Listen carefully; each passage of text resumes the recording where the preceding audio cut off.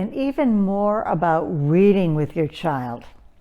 Research has found that young children also need to be actively engaged during the reading of the book if they're to remember new words and to understand the multiple meanings of words.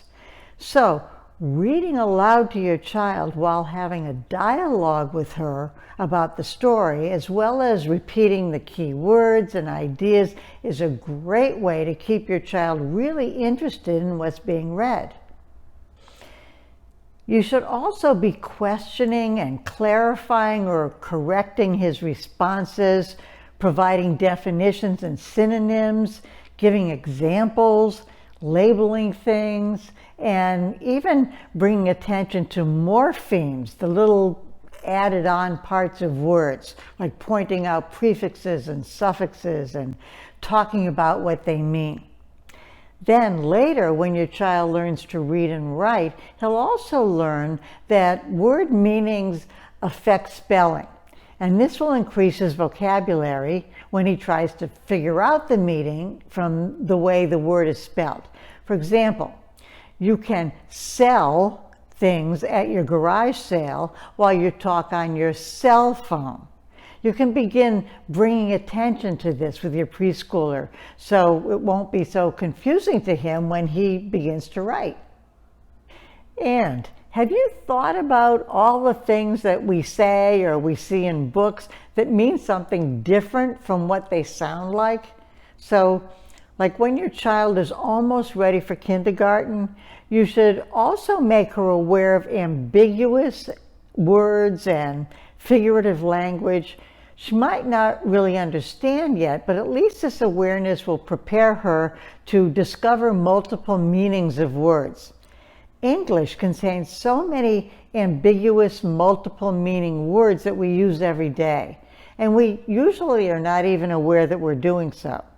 Other languages have these also.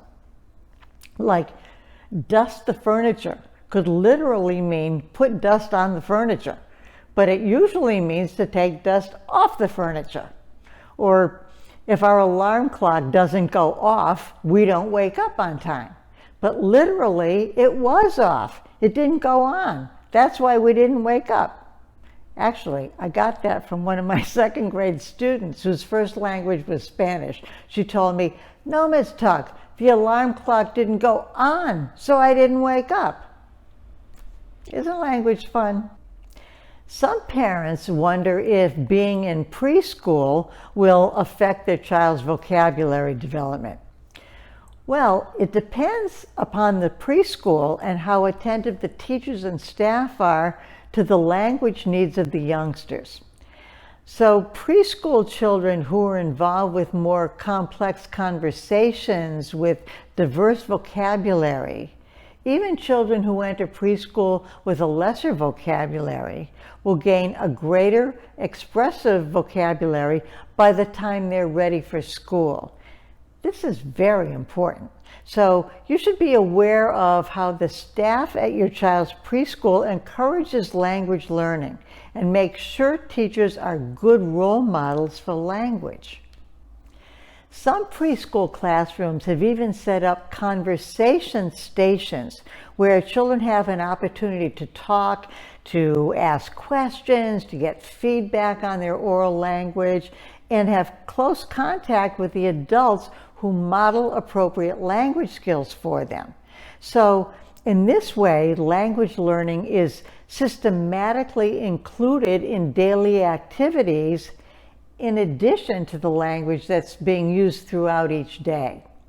So it's imperative that teachers of young children provide this instruction for social language, reading comprehension, and the language of instruction. And you need to choose a preschool that offers these rich language experiences to your child.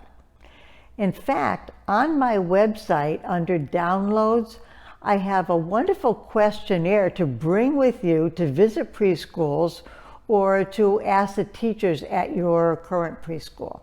And of course, my book, The Joy of Language, will have all this information and much more. So check that out.